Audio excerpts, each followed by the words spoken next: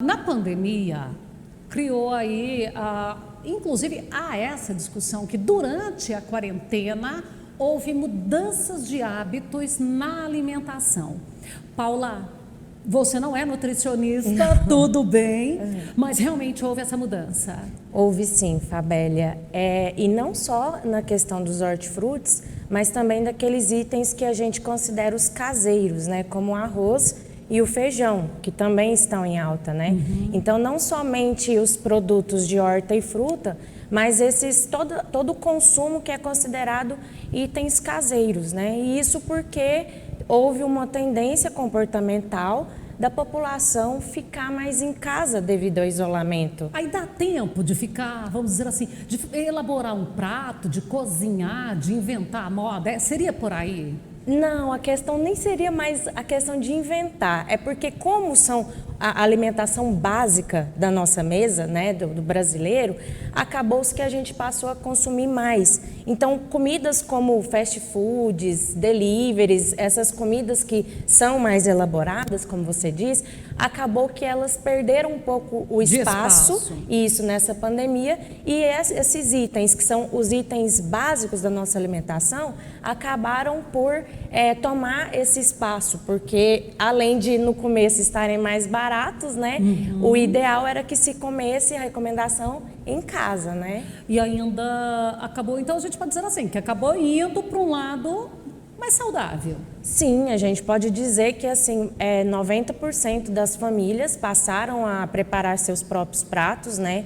A não ser aqueles setores da economia que nunca puderam parar, mas 90% elas começaram a preparar os próprios pratos, justamente por essa questão de ter esse cuidado com o vírus, né? Que está circulando, mas também acabou que impacta numa alimentação mais natural, mais saudável, feito na hora, né? Visto que se a gente for comparar com qualquer restaurante, com fast food, os pratos são pré-prontos, né?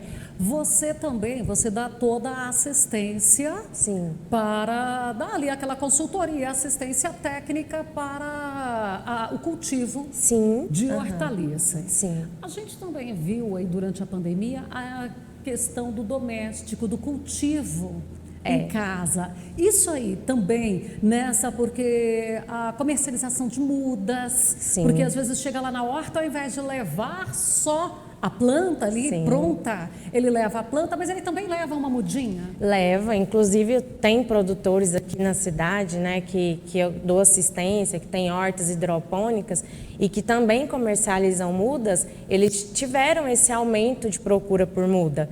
Então é uma tendência, né, no momento agora também, de procurar ter esses cultivos em casa, fazer hortas em pequenos espaços, né, aproveitar uma parede. Você já consegue, né, fazer um cultivo ali nessa parede principalmente folhosas, né, Fabélia? Às vezes você não consegue uma tuberosa, mas folhosas em geral, né, você consegue produzir. E eles sentiram esse aumento e a gente também na venda de sementes do tipo.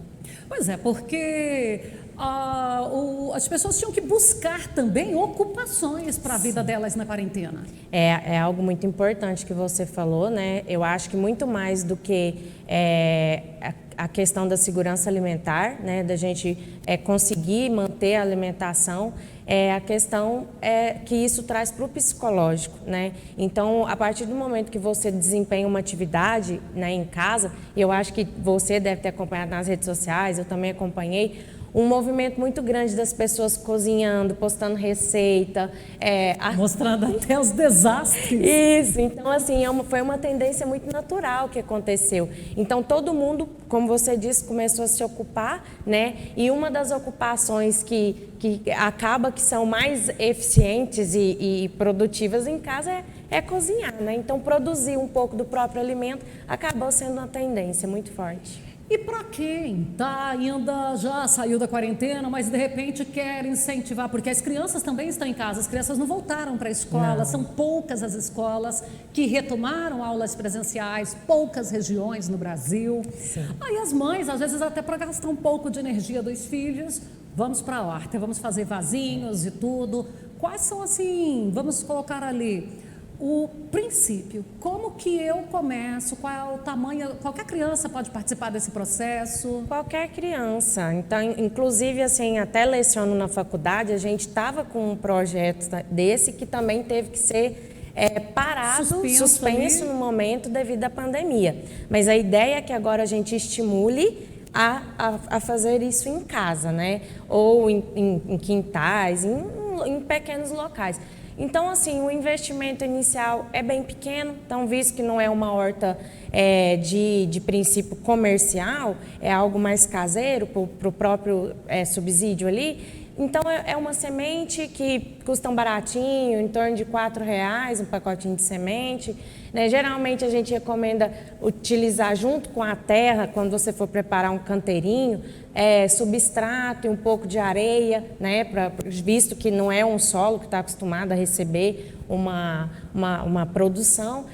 Um adubo baratinho, tudo coisa que em casa agropecuária você consegue encontrar. Então, até aquela seção de jardinagem do supermercado já pode sair com tudo, né? Exatamente, aquela seção de jardinagem já tem as ferramentas básicas para você fazer o seu cultivo e também manter ali a criança, o adolescente, né, ocupado. E isso é muito importante. Estamos falando do consumo de hortifruti que aumentou durante a pandemia, durante o período de quarentena, o pessoal que ficou em casa, e isso aí foi aquela produção do alimento em casa, a produção que nós estamos falando, já aquela produção final, na cozinha.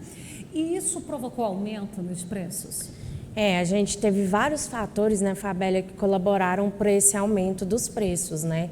Então, não é só um fator que veio a... Não é algo isolado. Não, é claro que todos basicamente movidos na área do hortifruti e dos grãos, como eu disse, pela pandemia, mas no hortifruti em geral, o que aconteceu? O hortifruti é perecível, né? Então, é algo que não dá para estocar. E assim que começou a pandemia, teve um medo dos clientes, né, em faltar alimento. Então, as pessoas tiveram a tendência a estocar, então a comprar para fazer estoque, mas de algumas coisas você consegue estocar, hortifruti você não consegue. Então, o que começou a acontecer? Como tudo fechou, né, foi meio rápido, os produtores de hortifruti tiveram um prejuízo grande, porque vários produtos estavam chegando na época da colheita e a demanda diminuiu, né? Então, a demanda diminuiu desses produtos, porque muitas coisas ficaram fechadas. E naquele primeiro momento eles tiveram uma perda, né? Que se a gente for falar as fases que a pandemia já fez mudanças no campo, nós temos várias fases. Então, num primeiro momento, o hortifruti ele teve uma perda, o produtor teve um prejuízo, porque esses produtos são perecíveis e ele não tinha para onde escoar, né? Porque basicamente o mercado deles são restaurantes, são bares e também supermercados.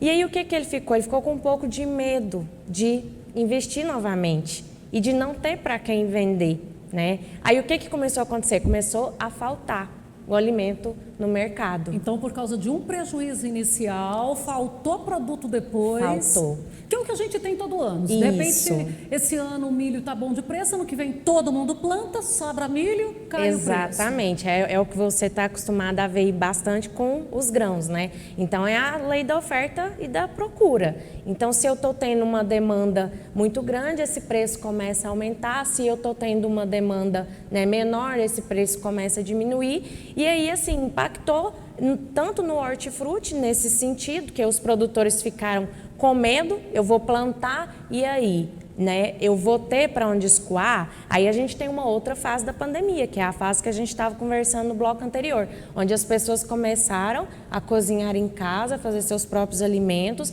e aí isso não coincidiu com a disponibilidade do alimento no mercado. Então, começou-se a ter uma alta dos preços, né? Isso se tratando de hortifrutis. Agora, se a gente for falar de grãos, né, o preço do feijão, infelizmente, coincidiu pandemia com uma safra que não foi como é esperada, né? O arroz aumentou o poder de compra nos outros países que já estão numa fase mais adiantada economicamente da pandemia, aumentou o poder de compra, o nosso real desvalorizou, dólar valorizou. Então, são tudo fatores que acabam impactando o preço de todos os alimentos básicos aqui para a gente, né? E o Brasil, como o maior celeiro, né, e o produtor, que é um guerreiro, né? A gente sempre, eu exalto isso, o produtor rural, independente de qual cadeia produtiva, ele é um guerreiro, porque no Brasil nós não temos uma proteção ao produtor. Então, o pessoal reclama agora do valor das coisas, mas lembrem-se que quando tem uma alta demanda e o preço do produto dele não paga quase nem os custos, é ele que arca. Então, e não faz muito tempo o produtor vendeu o milho a R$ 9,90. Exatamente. Então, a saca de 60 quilos a R$ 9,90. Exatamente, Fabela. E no hortifruti a gente pode dar um exemplo básico, que é um dos itens mais consumidos, o tomate, né? Então, assim, a gente tem, eu que acompanho já há quase 3 anos, a gente vê a variação. Hortifruti, então, é bem complicado para o produtor. Você chega a pagar épocas R$20 uma caixa de tomate e em épocas R$90. E o preço do quilo da semente do tomate? Quando eu vi o preço de quilo da semente de tomate, eu fiquei horrorizada. Eu não sei o valor que está hoje. Você tem noção aí desse valor? Tem sim. Então, para os cultivos comerciais, que é o que você deve ter visto, que são os produtos que chegam no mercado, esses valores variam de R$200 a R$400, Fabélia, para tomate. 1 quilo de semente, tá? Isso. Imagina, se é de 200 a 400, vamos botar em R$300. A gente tem até algumas sementes que são vendidas por unidade. Dependendo a genética do tomate e de outros materiais, R$3,50, R$2,50 a unidade. Então, é algo que, a hora que você está comprando lá no supermercado, é fácil falar do preço, mas e o investimento do produtor? Sabe, quando a gente olha, justamente isso aí, porque, e outra coisa, tem algumas produções que elas são exclusivamente manuais. Quando você vê que um cacho de uva tem que ir lá e fazer uma proteção com um papelzinho lá, com um saquinho, cacho por cacho, o abacaxi tem que ir lá e cobrir um por um. Isso, exatamente. Fabélia, você falando isso, eu lembrei, no começo de agosto eu fui fazer um treinamento, rodei o entorno de Anápolis ali, de Brasília, com uma sementeira de hortifruti. E sabe o que estava acontecendo? Pandemia, mão de obra escassa, não tem. O produtor, conheci o seu Alexandre, que é um dos maiores produtores individuais do estado, de cebola, repolho, cenoura, beterraba, ele planta tudo com pivô, mas cai no que você falou, na mão de obra. Ele teve que fretar um ônibus do Pará para conseguir colher, porque é manual, né? Então, a cebola, ela tem máquinas no Brasil, mas são máquinas muito caras e eles precisam basicamente de colheita totalmente manual. Então, para colher a beterraba, para colher a cebola, tudo manual. Normalmente tem uma máquina que ela só vai ali e faz aquele, vamos falar aqui numa linguagem leiga, aquele afofamento da terra. E os frutos são retirados Exatamente. Todos. E é poucas pessoas que têm essa máquina, né? Diz que ela é bem cara, é importada. Ele estava comentando comigo, ele planta 15 hectares de cenoura, 15 de beterraba, 15 de cebola, cabutiá, repolho, e ele vai rotacionando, porque o HF ainda tem essa questão, né? O produtor não foge de rotacionar, senão a praga pega mesmo. Ela é muito intensa, né? Muito intensa, Fabélia, mais do que nos grãos, né? Então, acaba que ele tem esse pequeno problema. E a mão de obra é basicamente muito manual. Bom, nosso tempo está esgotado. Eu quero te agradecer, Paula, pelo bate-papo mais uma vez. E a gente retorna no outro momento para a gente falar um pouco mais dessa atividade.